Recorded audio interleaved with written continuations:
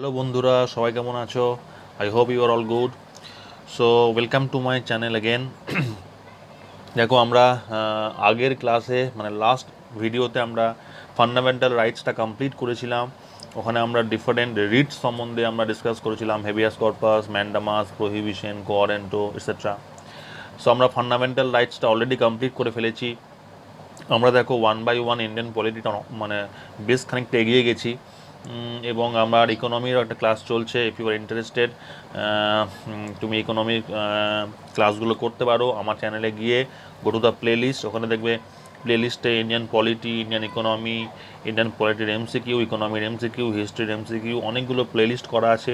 Play লিস্টে যাবে, ওখানে ক্লিক করে ডিফারেন্ট ভিডিওসগুলো তুমি দেখতে হবে। পার্ট বাই পার্ট করা আছে, এপিসোড বাই এপিসোড করা আছে। তুমি যদি ভিডিওগুলো দেখো, আই হোপ কনসেপ্টের দিক থেকে এবং ইনফরমেশন দুটো দিক থেকেই কিন্তু কোনো প্রবলেম হবে না, because enough concept and enough informations দিয়ে আমি ভিডিওসগুলো বানাচ্ছি যাতে তোমাদের পরীক্ষায় খুব সুবিধে হয়। চলো আমরা উইদাউট ওয়েস্টিং টাইম আজকের ক্লাস শুরু করি। আজকের ক্লাসটা হচ্ছে আমাদের directive principles of state policy, বা সংক্ষেপে বলা হয় ডিপিএসপি। ডিরেক্টিভের ডি, প্রিন্সিপালসের পি, স্টেটের এস, আর পলিসির পি নিয়ে আমরা ডিপিএসপি বলি, বা directive principles of state policy. এটা কোথায় আছে? পার্ট 4-এ আছে, আর্টিকেল 36 to 51। ক্লিয়ার? তাহলে very easy. Directive principles of state policy, আমরা ইন্ডিয়ান পলিটি পড়ছি, পার্ট 4। এটা সংবিধানের পার্ট 4-এ আছে। হ্যাঁ, আর আর্টিকেল কত? Article 36 to 51। আমার নাম Arijit Mukhopadhyay. If you are interested you can visit my Instagram and Facebook page also. So let's start. দেখো, কিছু ইনফরমেশনস আমরা আগে পড়ে নিই। দেখো, আমরা আগেই বললাম এটা পার্ট 4-এ আছে সংবিধানের। আমরা দেখো পার্ট 1-এ আমরা কী পড়েছিলাম? ইউনিয়ন অ্যান্ড ইটস টেরিটরি পড়েছিলাম। পার্ট 2-তে কী পড়েছিলাম? পার্ট 2-তে আমরা পড়েছিলাম তোমার হচ্ছে কী পড়েছিলাম বলো? পার্ট টুতে আমরা পড়েছিলাম সিটিজেনশিপ। পার্ট 3-তে আমরা কী পড়লাম? পার্ট 3-তে আমরা পড়লাম হচ্ছে ফান্ডামেন্টাল রাইটস। আর পার্ট 4-এ আমরা কী পড়ছি? Directive principles of state policy. Clear? কোথায় আছে? Article 36 to 51। Article 36 to 51। Clear? আর এই যে ডিপিএসপিটা, এটা কোনখান থেকে নেওয়া হয়েছিল? দেখো, বরোড ফ্রম আইরিশ কনস্টিটিউশন। ঠিক আছে? আইরিশ মানে আয়ারল্যান্ড।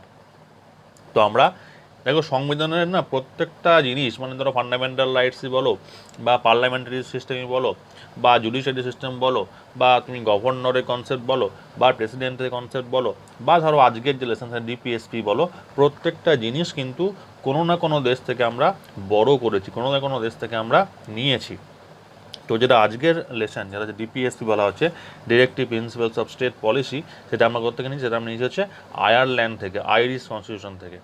এই যে ব্যাপারটা, এটা আবার আয়ারল্যান্ড বড় করেছিল স্পেন থেকে। ক্লিয়ার? তাহলে আমরা বড় করেছিলাম আইরিশ থেকে, মানে আয়ারল্যান্ড থেকে, আবার আয়ারল্যান্ড বড় করেছিল স্পেন থেকে। দেখো লেখা আছে, Ireland again borrowed it from Spanish constitution. Clear? আর B R Ambedkar told it as a novel features of the Indian constitution. দেখো, আমরা ফান্ডামেন্টাল রাইটসে আমরা কী বলেছিলাম ম্যাগনা কার্টা। এগুলো মনে রাখতো, এগুলো পরীক্ষা কিন্তু কোয়েশ্চেন দেয় যে কোন পার্টটাকে আমরা ম্যাগনা কার্টা বলি, কোনটাকে বলি আমরা ফান্ডামেন্টাল রাইটসটাকে বলি, কোন পার্টটাকে আমরা, বা বি আর আম্বেদকর বলেছিলেন নোভেল ফিচার্স, কোনটাকে না এই আজকের যে পার্টটা ডিপিএসপি, সেটাকে বলেছিল বি আর আম্বেদকর কি নোভেল ফিচার্স।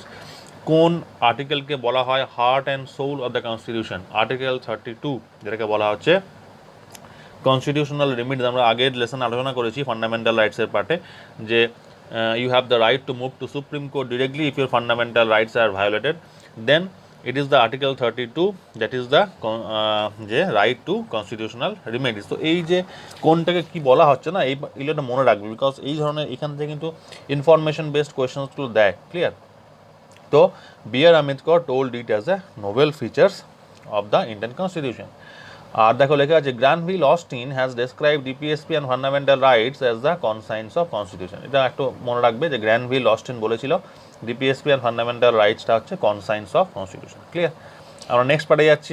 কী বলা আছে দেখো, ফিচার্স। আমরা কিছু ফিচার্সগুলো দেখে নিই। দেখো, এর আগে আমরা একটা কথা বলে দিই যে ডিপিএসপিটা কেন ইন্ট্রোডিউস করা হয়, বা ডিপিএসপিটার উদ্দেশ্যটা কী। দেখো, ডিপিএসপিটা কিছুই নয়, এই ডিপিএসপির পার্টটা হচ্ছে আমরা স্টেটের জন্য কিছু করব, মানে যে সরকারে থাকুক, মানে কেন্দ্রেই বলো বা রাজ্যেই বলো, যে কোনো সরকার বা যে কোনো গভর্নমেন্ট সবসময় চেষ্টা করে কি নিজের ভোট ব্যাংক বাড়াতে। তাহলে মানুষ যাতে তাকে ভোট দেয়, তাই তো? এটা হচ্ছে মানে একটা মোদ্দা কথা, পাতি কথা। ধরো আমি সরকারে, আমি তো এখন সরকার আছি কেন্দ্রে, ঠিক আছে, বা আমি রাজ্যে আছি, ধরো আমি এখন রাজ্য শাসক, তাহলে আমি কি চাইবো? আমি চাইবো যাতে আমার পরের বছরেও বা পরে 5 বছর পর যেন লোকে আমাকেই ভোট দেয়। Is it clear? তাহলে লোকে তো আর এমনি এমনি ভোট দেবে না, লোককে তো কিছু দিতে হবে। কি দেবো? আমি ধরো দিলাম প্রধানমন্ত্রী কিষাণ যোজনা, প্রধানমন্ত্রী গ্রাম সড়ক যোজনা, প্রধানমন্ত্রী অন্ন যোজনা, প্রধানমন্ত্রী, বা ধরো রাজ্যে ধরো ধরো এই যে আমাদের করোনা ভাইরাস জন্য করলো এটা অন্ন যোজনা করলো প্রধানমন্ত্রী, বা রাজ্যে যেটা করলো প্রচেষ্টা প্রকল্প। ওকে, তো এই প্রচেষ্টা প্রকল্প, এই যুবশ্রী, এই কন্যাশ্রী, বা ধরো আমি কেন্দ্রেরই বলি প্রধানমন্ত্রী অন্ন যোজনা, গরিব কল্যাণ যোজনা, ঠিক আছে, এই যোজনাগুলো কেন করে? কেন করে? এইগুলো কিন্তু কোথাও বলা নেই সংবিধানে, করতেই হবে, কিন্তু আমরা করি, সরকার করে। কেন করে না? সরকার সবসময় চায় যদি আমি পাবলিককে দিই, পাবলিকও আমাকে দেবে। ভারতীয় সংবিধান হচ্ছে এমন একটা সংবিধান যেখানে কিন্তু সমস্ত পাওয়ার দেওয়া আছে পাবলিকের হাতে, মানে উই দ্য পিপল, মানে ইন্ডিয়ান সিটিজেন্স, আমাদের যারা ভারতীয় নাগরিক, ওরাই কিন্তু সংবিধানের মূল মন্ত্র। মানে 5 বছর পরে কিন্তু কে থাকবে সেটা ঠিক করবো কিন্তু আমরাই ভোট দিয়ে। তাহলে we the people, general people, we the মানে Indian citizens, they have lot of power. তারাই কিন্তু ঠিক করে যে কে সরকারে থাকবে। সুতরাং এই যে ডিপিএসপিগুলো কেন বলা আছে? যাতে করে সরকার পাবলিক ওয়েলফেয়ারের জন্য কিছু করে, ফর পাবলিক, ফর স্টেট কিছু করে, ঠিক আছে, বা কিছু কাজ করে, যে সোশ্যালি, ওই যে তোমার ইকোনমিক্যালি হোক বা সোশ্যালি হোক বা পলিটিক্যালি হোক, কিছু এটা যেন ভালো কিছু করে, যাতে করে এটার কিন্তু স্বার্থ, কি স্বার্থ? স্বার্থটা হচ্ছে ওই যে তোমার আফটার 5 ইয়ার্স ভোট দেবে, তাহলে ওই ভোটটা পাওয়ার জন্য কিন্তু সরকারকে কাজগুলো করতেই হবে। কিন্তু পার্থক্যটা কি? পার্থক্যটা এটা মানে এটা একটা মজার জিনিস হচ্ছে এটাই, যে ফান্ডামেন্টাল রাইটসে যেমন তোমার যদি ফান্ডামেন্টাল রাইটস খর্ব হয়, you have the right to move to the court, মানে সেটা কোর্টে কিন্তু বিচার হতে পারে। কিন্তু ডিপিএসপিটা হচ্ছে ধরো সরকার, ধরো কোনো সরকার ধরো এখন যে পরিস্থিতি, এখন ধরো করোনা ভাইরাসের পরিস্থিতি, ইকোনমিকের অবস্থা খুব খারাপ, অর্থনীতির চাকা বন্ধ, অর্থনীতির অবস্থা খুব খারাপ, তো সরকার বললো কি আমি এখন আর কন্যাশ্রী দেবো না, দিতেই পারে, বলতেই পারে, তুমি কিন্তু কোর্টে কিছু করতে পারবে না, ইট ইজ নন জাস্টিসিয়েবল, ঠিক আছে। বা ধরো কেন্দ্র ধরো যে বললো এখন প্রধানমন্ত্রী আমি অন্ন দিতে পারবো না, কিছু করার নেই, কি করবে? দুদিন পর থেকে বিরোধী পক্ষ সমালোচনা করবে, তোমার টিভিতে দেখাবে, মিডিয়া তোমার তোমার তোমার ফেসবুকে ঘুরবে কিছুদিন পরে, কিন্তু কোর্টে কিছু হবে না, বিকজ ইট ইজ নন জাস্টিসিয়েবল। প্রধানমন্ত্রী যেটা, বা ধরো যুবশ্রী কন্যাশ্রী, এটা এগুলো কিন্তু সংবিধানে লেখা নেই যে করতেই হবে, সরকার এটা নিজের থেকে করেছে। যদি মনে করে যে সরকার করবো না, তাহলে না করতেই পারে। ধরো আফটার 5 ইয়ার্স ধরো অন্য সরকার এলো, সে বন্ধ করে দিতেই পারে, কোনো অসুবিধা নেই। কিন্তু এগুলো কিন্তু কোনো কোর্টে বিচার হয় না, এগুলো নন জাস্টিসিয়েবল। ক্লিয়ার? আন্ডারস্টুড? তাহলে এইটা হচ্ছে আমার ডিপিএসপি মেন দোষ। ডিপিএসপিটা মানেই হচ্ছে সরকার কিছু পলিসি করে, directive principles of state policy. কিরম পলিসি করবে? পাবলিকের ভালোর জন্য, ওয়েলফেয়ারের জন্য, পাবলিক ওয়েলফেয়ার বা স্টেট ওয়েলফেয়ারের জন্য। এবং কী জন্য করবে? স্বার্থটা কি? স্বার্থটা হচ্ছে ভোট পাওয়ার জন্য। এটা হচ্ছে মেন কনসেপ্ট, ঠিক আছে। এবার আমরা দেখো 1 by 1 পড়ে নিই। The state should keep in mind while formulating policies and enacting laws, constitutional instructions to legislative, executive and administrative matters. তো এই তিনটে ভাগেই তারা কিন্তু কোনো পলিসি মেক করতে পারে। তোমাদের সরকারকে এটা মাথায় রাখতে হবে যখন পলিসি মেক করছে, যে পলিসিসগুলো যেন legislative, executive and administrative policies ম্যাটার্সের উপরে হয়, ঠিক আছে।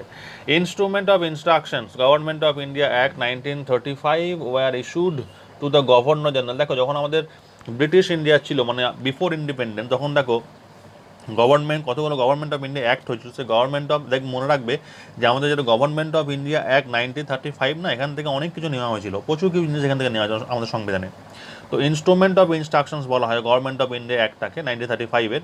সেটা ইস্যু করা হয়েছিল কাকে না, তখনকার কিন্তু গভর্নর, তখনকার দিন সেই সময় মানে তোমার ধরো বিফোর ইন্ডিপেন্ডেন্স কি তোমার কিছু, তখন তোমার ছিল হচ্ছে গভর্নর জেনারেলস। তখন গভর্নর জেনারেলসদের কী করা হতো না, কিছু ইনস্ট্রাকশন দেওয়া হতো। অনলি ডিফারেন্স সেইটাই হচ্ছে, এটা একই জিনিস, বাট ডিফারেন্সটা কি? ডিফারেন্সটা হচ্ছে সেই যে ইনস্ট্রাকশনসগুলো ছিল, মানে তোমার according to government of India act 1935, সেই ইনস্ট্রাকশনসগুলো ছিল কিন্তু শুধুমাত্র লেজিসলেটিভ অ্যান্ড এক্সিকিউটিভের ক্ষেত্রে। কিন্তু যেটা বর্তমানে ডিপিএসপি আছে সেটা কিন্তু তিনটে ক্ষেত্রেই হবে, লেজিসলেটিভেও হবে, এক্সিকিউটিভেও হবে অ্যান্ড অ্যাডমিনিস্ট্রেটিভেও হবে। ক্লিয়ার? আর কি বলছে? DPSP gives justice, equality, fraternity as preamble. প্রিএমবেলে দেখো আমাদের প্রিএমবেলে কি বলা আছে? আমাদের প্রিএমবেলটা হচ্ছে এমন একটা জিনিস যেটা পড়লে কিন্তু পুরো সংবিধানটা বুঝে যাবো আমি কী আছে, সংবিধান কী বলতে চাইছে। প্রিএমবেলে আছে যে আমাদের সবার কিন্তু একটা জাস্টিস, সবার মানে Indian citizens need justice, Indian citizens need equality, তারা সাম্য দরকার, ন্যায় দরকার, ভ্রাতৃত্ববোধ দরকার, যেটা প্রিএমএলে বলা, সেটাই আমরা কিন্তু তার জন্যই করি ডিপিএসপিটা। দেখো আমার আজকে কেন বলছি, দেখো ধরো আজকে একটা ধনী, এটা ধরো খুব রিচ লোক, ধনী লোক, সে ধরো মাংস ভাত খাচ্ছে, আর ধরো যে গরিব সে কিছু খেতে পারছে না, এটা তো জাস্টিস নয়, এটা তো ইকুয়ালিটি নয়। তাহলে ফর ইকুয়ালিটি কী করবো, সেই জন্য আমরা কী দেখো প্রধানমন্ত্রী তোমার রেশন ব্যবস্থা করেছে, রেশন ব্যবস্থা, বা ধরো প্রধানমন্ত্রী অন্ন যোজনা করেছে। অন্ন যোজনাটা মানে কি, যাতে লোকে খেতে না পেয়ে মরে যায়, তাই তো। তো যেহেতু লোকে খেতে না পেয়ে মরে যাবে, সেই জন্য আমরা করেছি কি, প্রধানমন্ত্রী অন্ন যোজনা করে দিলাম। তাহলে অন্ন যোজনা করলে কি হবে, লোকে ফ্রিতে 5 কেজি করে চাল, 5 কেজি করে চাল, 1 কেজি করে ডাল পাচ্ছে। সুতরাং এটা একটা ইকুয়াল হয়ে গেল, যে ধনী তোমার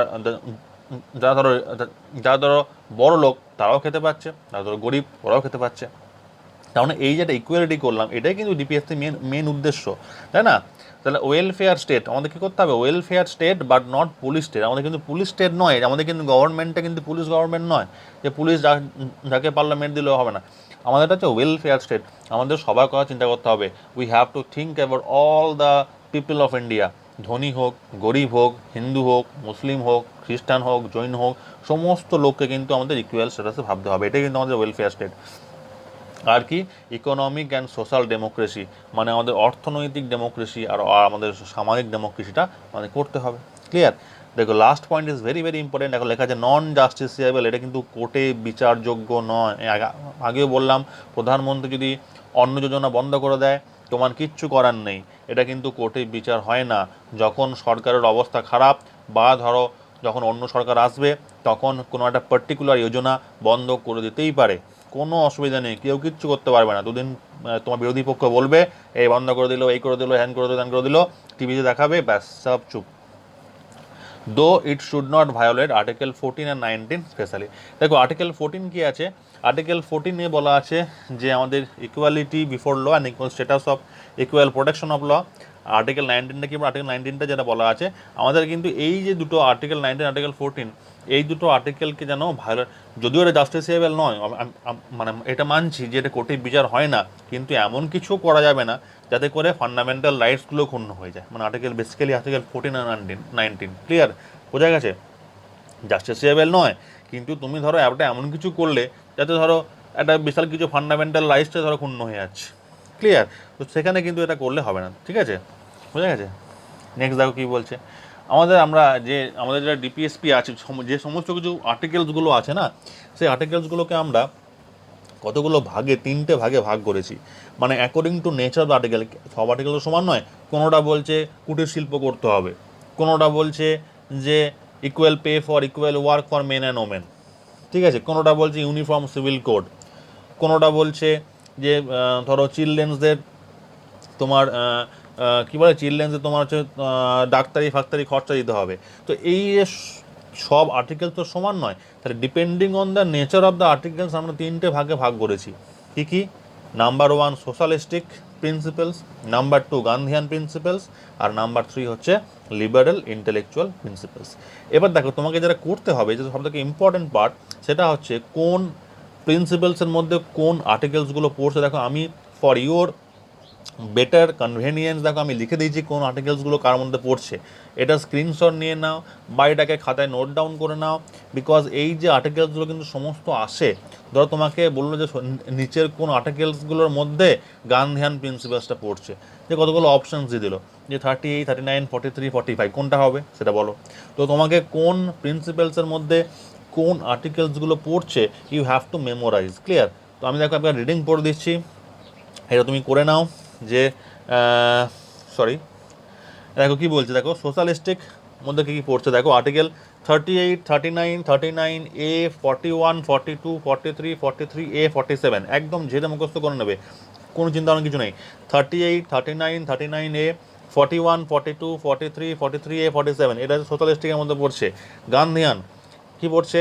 40, 43, 43B, 46, 47, 48। দেখো অনেক আর্টিকেলস কিন্তু কমন আছে, মানে ধরো কোনো আর্টিকেলস এমন একটা নেচার যেটা কিন্তু মানে সোশ্যালিস্টকে হচ্ছে বা গান্ধিয়ান হচ্ছে, এর মতেই পারে।